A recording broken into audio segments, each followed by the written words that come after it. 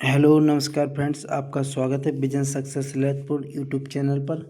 आपके लिए यहां पर यूपीटीटी से संबंधित बाल मनोविज्ञान, पर्यावरण, हिंदी तथा संस्कृत की क्लासेस दी जा रही हैं। तो आप लोग मेरे चैनल के साथ जुड़कर तैयारी बेहतरीन बना सकते हैं। चलिए आज की क्लास की ओर।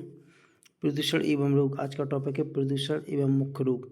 प्रदूषण से मानव व पेड़ पौधों दोनों में विभिन्न प्रकार के रोग उत्पन्न होते हैं।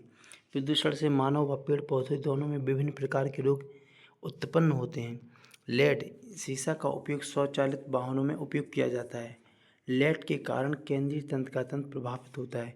यह प्रश्न पूछा जाता है कि लेड के कारण केंद्र का क्या कौन सा तंत्र प्रभावित होता है। तो लेड के कारण शरीर का केंद्रीय तंत्र का तंत्र प्रभावित होता है। कैडमियम जो प्रदूषक पदार्थ होता है, कैडमियम श्वसन विष की तरह कार्य करता है। यह रक्तदाब बढ़ाकर हृदय संबंधी बहुत से रोगों का मूल कारण बनती है। कैडमियम की अधिकता से एटाइटाई रोग हो जाता है। कैडमियम की अधिकता से कौन सा रोग होता है? एटाइटाई रोग हो जाता है। यह प्रश्न पूछा जा चुका है कि एटाइटाई रोग किसकी अधिकता के कारण होता है? तो कैडमियम की अधिकता के कारण होता है। पारा यानी मरकरी युक्त जल के पीने से मिनी माता रोग हो जाता है। यह भी कई बार प्रश्न आता है कैडमियम व पारा से संबंधित। तो आपको याद रखना है मिनी माता माता में आ रहा है माँ बड़ा माँ ता बड़ा ता यानी माता, और इसमें आ रहा है पारा माता, याद रखना। तो मिनी माता होता है पारा से, जबकि इटाई होता है कैडमियम की द्वारा। कार्बन मोनोऑक्साइड, यह प्रश्न तो कई बार पूछा जा चुका है। कार्बन मोनोऑक्साइड यह क्या करता है? रक्त में घुलकर कोश की श्वसन को बाधित करता है। Carbon monoxide. आइए आगे चलते हैं। जल संरक्षण। तो विश्व जल दिवस याद रखना है आपको। विश्व जल दिवस 22 मार्च को मनाया जाता है। 22 मार्च 1993 को प्रथम जल दिवस मनाया गया था। यदि पूछा जाए प्रथम जल दिवस कब मनाया गया था, तो आपको याद रखना है 22 मार्च 1993 को। राजेंद्र सिंह, यहाँ से भी प्रश्न बनता है कि जो राजेंद्र सिंह हैं तो इनको क्या कहा जाता है? भारत के जल पुरुष, वाटरमैन ऑफ इंडिया के रूप में जाना जाता है। राजेंद्र सिंह को भारत के जल पुरुष, वाटरमैन ऑफ इंडिया के रूप में जाना जाता है। राजेंद्र सिंह तरुण भारत संघ एक नाम मतलब एक गैर सरकारी संगठन है, इसके चेयरमैन है राजेंद्र सिंह तरुण भारत संघ नामक गैर सरकारी संगठन के क्या है? चेयरमैन है। क्लोरेमीन तथा क्लोरीन डाइऑक्साइड भी जल को जीवाणु मुक्त करने हेतु प्रयुक्त किए जाते हैं। कौन से होते हैं? क्लोरेमीन तथा क्लोरीन डाइऑक्साइड भी जल को जीवाणु मुक्त करने में, यानी कि जल को साफ करने में क्या होते हैं? प्रयुक्त होते हैं। जल को जीवाणु रहित बनाने के लिए क्लोरीन गैस एवं ब्लीचिंग पाउडर का उपयोग किया जाता है। आप लोगों ने देखा होगा कि ब्लीचिंग पाउडर हम लोग बरसात के समय कुओं में डाल देते हैं, क्योंकि उससे जो जीवाणु होते हैं उसमें कुएं में, तो वह क्या हो जाते हैं? नष्ट हो जाते हैं। तो आपको याद रखना है, यदि पूछा जाए कि जल को प्रदूषित होने से बचाने के लिए किसका उपयोग किया जाता है, तो क्लोरीन गैस भी है, ब्लीचिंग पाउडर भी है, और कई जगह फटकरी के द्वारा भी जल का स्कंदन यानी स्कंदन प्रक्रिया के द्वारा क्या किया जाता है? उसे शुद्ध किया जाता है।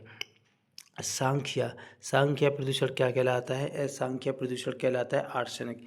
इस प्रदूषण के कारण कोलकाता सबसे ज़्यादा प्रभावित होता है। कोलकाता पश्चिम बंगाल में जो पड़ता है वह सर्वाधिक आर्सेनिक प्रदूषण के कारण क्या होता है? प्रभावित होता है। रेगिस्तान में जल की कमी के कारण पौधों की जो पत्तियां होती हैं वह अपने आप को क्या कर लेती हैं? रूपांतरण कर लेती हैं, और जो पत्तियां होती हैं वह किसका रूप धारण कर लेती हैं? कांटों में बदल जाती हैं, यानी परिवर्तित कर लेती हैं रूप। तो आपको याद रखना है कि रेगिस्तान में जो जल की कमी के कारण होता है, तो वहाँ की पौधे की पत्तियाँ जो होती हैं वह कांटों में रूपांतरित हो जाती हैं। गंगा संरक्षण।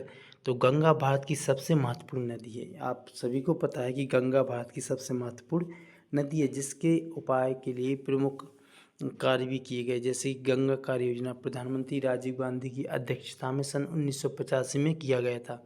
आपको याद रखना है गंगा एक्शन प्लान यानी गंगा कार्य योजना प्रधानमंत्री राजीव गांधी की अध्यक्षता में 1985 में किया गया था। वर्तमान में इसे राष्ट्रीय नदी संरक्षण प्राधिकरण NRCA के नाम से भी जाना जाता है। सबसे महत्वपूर्ण होता है 4 नवंबर 2008 को केंद्र सरकार ने गंगा को राष्ट्रीय नदी का दर्जा दिया था। सबसे महत्वपूर्ण होता है 4 नवंबर 2008 को केंद्र सरकार ने गंगा को राष्ट्रीय नदी घोषित किया। पर्यावरण संरक्षण कानून 1986 के तहत राष्ट्रीय गंगा नदी बेसिन प्राधिकरण का गठन किया गया। पर्यावरण संरक्षण कानून 1986 के तहत राष्ट्रीय गंगा नदी बेसिन प्राधिकरण का गठन 2009 में किया गया था। वर्ष 2014 से 15 में केंद्रीय बजट नमामि गंगे परियोजना की घोषणा की गई। यह प्रश्न पूछा जाता है कि नमामि गंगे योजना कब आई थी, तो 2014-15 में आई थी, आपको याद रखना है। जैसे ही जो मोदी सरकार आई थी ना 2014 की, तो उसी समय नमामि गंगे प्रोजेक्ट की घोषणा की गई थी। यमुना एक्शन प्लान आया था आपका वर्ष 1993 में प्रारंभ हुई थी। गंगा नदी में जो डॉल्फिन पाई जाती है उसे गैंगोटिक डॉल्फिन या फिर इसका प्लूनेस्टा गैंगोटिका, ठीक है। तो यह दोनों नाम याद रखना है। वैसे एक ही नाम पूछा जाता है, गैंगोटिक डॉल्फिन, या फिर पूछा जाएगा प्लाटेनिस्टा गैंगोटिका। स्तनधारी जो जीव है गंगा नदी का क्या है, राष्ट्रीय जलीय जीव है। 5 अक्टूबर 2009 को भारत सरकार ने इसे राष्ट्रीय जलीय जीव घोषित किया था। किसको, गंगा डॉल्फिन। एगमार्क आप समझ सकते हैं कि एक पर्यावरण संबंधी क्या होता है, पर्यावरण हित में एक चिन्ह होता है, ठीक है, जो भारत सरकार देती है कि जो वस्तुएं पर्यावरण की यानी कि हित में होती हैं तो उस पर ये चिन्ह लगाया जाता है। आइए आगे चलते हैं। वैज्ञानिक रूप से वर्ष 1937 में अस्तित्व में आया था क्या, एगमार्क। यह भारत सरकार के निरीक्षण करके उसके बाद ही एक गुणवत्ता चिन्ह होता है। भारत का प्रथम वन्यजीव संस्थान, आप रुकिए, दक्षिण गंगोत्री अंटार्कटिका में भारत का पहला अनुसंधान केंद्र था। यदि पूछा जाए भारत का पहला अनुसंधान केंद्र कहाँ पे, तो दक्षिण गंगोत्री में अंटार्कटिका में भारत का पहला अनुसंधान केंद्र था। भारत का प्रथम वन्यजीव संस्थान देहरादून में स्थित है। आयुर्वेद का राष्ट्रीय संस्थान जयपुर में स्थित है। यह प्रश्न पूछे जाते हैं इसलिए मैंने अपने नोट्स में इनको लिखा है। भारतीय वन प्रबंधन संस्थान भोपाल में है। भारतीय वन प्रबंधन संस्थान भोपाल में है। Indian institute of ecology and environment नई दिल्ली में है। Indian institute of ecology and environment नई दिल्ली में। भारत चारागाह एवं चारा अनुसंधान केंद्र झांसी उत्तर प्रदेश में है। यह प्रश्न भी कई बार पूछा जा चुका है। 2 या 3 प्रश्न यहाँ से पूछे जा चुके हैं पहले, जैसे कि भारत का प्रथम वन्यजीव संस्थान देहरादून वाला, भारतीय वन प्रबंधन संस्थान भोपाल वाला, भारत चारागाह एवं चारा अनुसंधान केंद्र झांसी उत्तर प्रदेश में है। और आपको याद रखना है राजीव गांधी पुरस्कार किस क्षेत्र में दिया जाता है, तो पर्यावरण संबंधी कार्य किए जाने के क्षेत्र में। तो आप लोग मेरे चैनल के साथ जुड़कर अपनी टीईटी में अच्छे नंबर ला सकते हैं। पर्यावरण की हिंदी और बाल मनोविज्ञान, और आपका यहाँ पे सिलेबस के अकॉर्डिंग क्लासेस दी जाएंगी। आपका एग्ज़ाम लगा हुआ है जुलाई में, तो आप लोग मेरे चैनल के साथ जुड़कर अपनी तैयारी को बेहतरीन बना सकते हैं। आपके लिए यहाँ पर फ्री नोट्स प्रोवाइड किए जाएंगे, तो आप लोग मेरे चैनल का सपोर्ट करिए और अधिक से अधिक लाइक शेयर कमेंट भी आवश्यक किया करो। जब भी क्लास देखते हो तो आप लोग कमेंट भी किया करो। थैंक यू, धन्यवाद।